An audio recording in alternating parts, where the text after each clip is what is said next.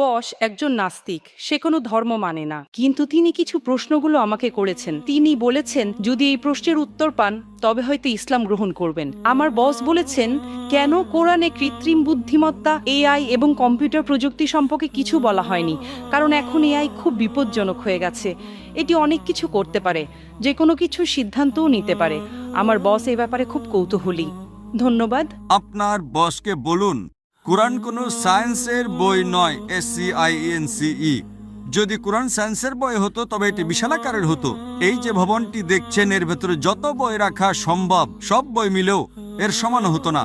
যদি কোরআন বিজ্ঞানের বই হতো আর এতে সব বৈজ্ঞানিক তথ্য উল্লেখ করা থাকতো, তাহলে কোরআন এতটা বিশাল হয়ে যেত যে আপনি কোনোদিনও তা পড়ে শেষ করতে পারতেন না। কোরআন কোনো সায়েন্সের বই নয়।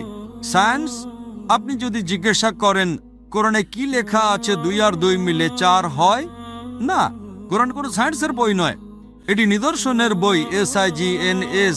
তাই আমাদের দেখতে হবে কোরআনে যা কিছু বলা হয়েছে তা যেন ভুল না হয়।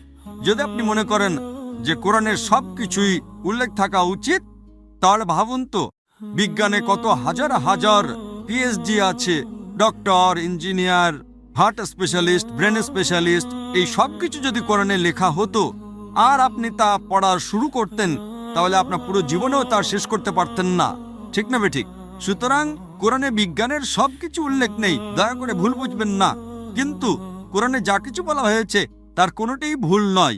যদি কোরআনে এমন কোনো বৈজ্ঞানিক তত্ত্ব থাকে যা ভুল প্রমাণিত হয়, তবে তা আল্লাহর পক্ষ থেকে হতে পারে না। আর যদি কোরআনে এমন কিছু বলা হয় যা বিজ্ঞান অনেক পরে, 200 বা 400 বছর পরে আবিষ্কার করেছে, তাহলে সেটাই মুজিজা।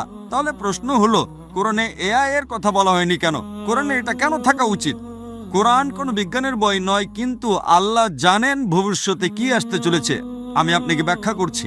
1 নম্বর, মানুষ আমাকে প্রায় জিজ্ঞাসা করত যে ইসলামী শরিয়া অনুযায়ী যদি আপনার কাছে ভিডিও রেকর্ডিং থাকে, যদি কোনো ভিডিও রেকর্ডিং থাকে যে কেউ চুরি করেছে, ইসলাম অনুযায়ী সেটা প্রমাণ নয়, এটাকে প্রাথমিক প্রমাণ হিসেবে ধরা হয় না, এটা দ্বিতীয় প্রমাণ। 10 বছর বা 20 বছর আগে যে কোনো সাধারণ আদালতে যদি আপনি সিসিটিভি ফুটেজ দেখাতেন আর তাতে চোর ধরা পড়তো যে কেউ চুরি করছে, সেটাই যথেষ্ট ছিল। কিন্তু ইসলামে তা নয়, ইসলামে চোখের সাক্ষী প্রয়োজন। তখন মানুষ অবাক হয়ে বলতো এটা কেমন ধর্ম, কোনটা বেশি নির্ভরযোগ্য, প্রত্যক্ষদর্শী নাকি ভিডিও রেকর্ডিং? কোনটা ভালো, ভিডিও রেকর্ডিং ঠিক না ভুল? আপনার বসকে জিজ্ঞাসা করুন। সুতরাং 20 বছর আগে যদি আপনার কাছে ভিডিও রেকর্ডিং থাকতো তবে তা ইসলামের চেয়ে সুবিধাজনক না। প্রত্যক্ষদর্শী হলো প্রাথমিক প্রমাণ, ভিডিও রেকর্ডিং গ্রহণযোগ্য ছিল না। আজ